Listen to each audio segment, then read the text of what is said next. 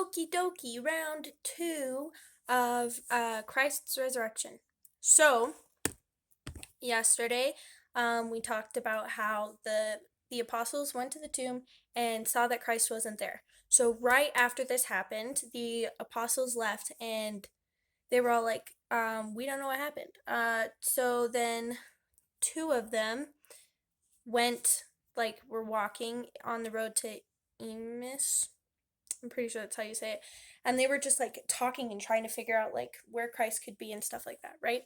And then Christ appeared, not appeared, but Christ like caught up with them and was like, "Hey, what's going on?"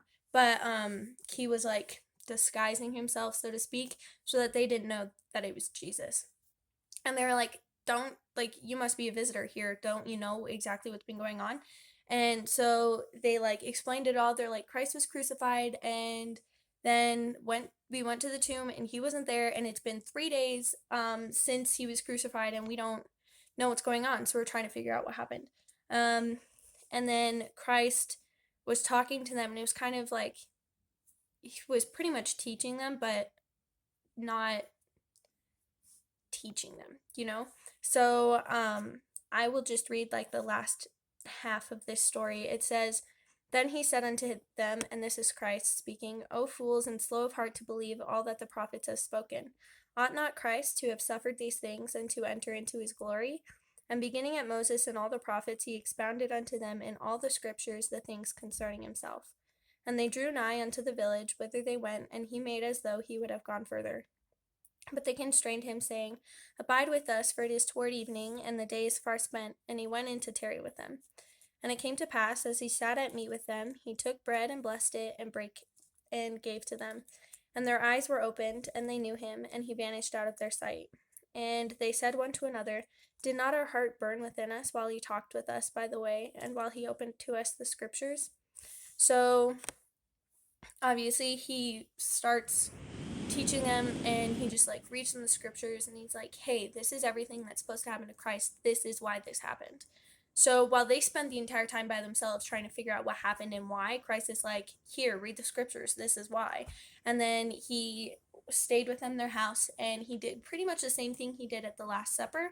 Um, and then they're like, "Oh my gosh, it's you." And then he was like, "Okay, bye," and left. And that's when they were like, this is like fulfillment of prophecy. Like, we should have known it was him. We felt the same way when we were listening to him as we did when we were listening to Christ. We should have known, kind of thing. And this is important because obviously Christ is explaining that he is a fulfillment of scripture, because there's many Old Testament prophets that talked about Christ's birth. There's many New Testament prophets that talked about Christ's birth, and then about Christ's resurrection. And so this is Christ saying, okay, these are the things that said I was going to do, and this is what I did. So yeah, it's pretty much just him telling the apostles, Christ fulfilled scripture, and you know that. So, have faith. And yeah. So,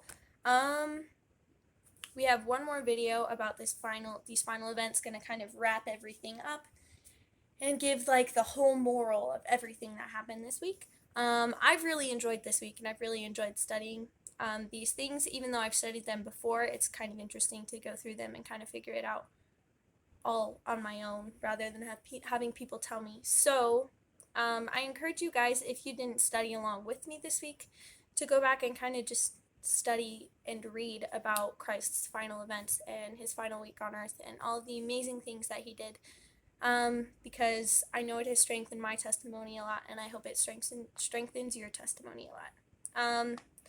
This part where Christ is talking to them on the road, this is in Luke chapter 24, verses 13 through 33. So yeah, go read those, pray, ponder, feel the Spirit, and do all those good things. And I know that you will be blessed with testimony and with the Spirit, the feeling of the Spirit. And yeah. So yeah, have a good rest of your day, and